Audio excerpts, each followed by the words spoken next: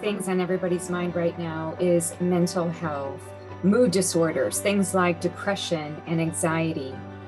So at my talk at the upcoming A4M conference at the end of April, I am going to offer a power-packed presentation with lots of different science to take into clinical application so that we can really harness and transform the gut-mood relationship.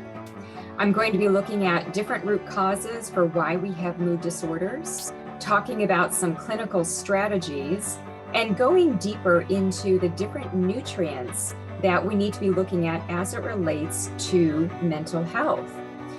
30 minutes, lots of takeaway information that can be immediately put into motion within your clinical practice. So I look forward to seeing you then.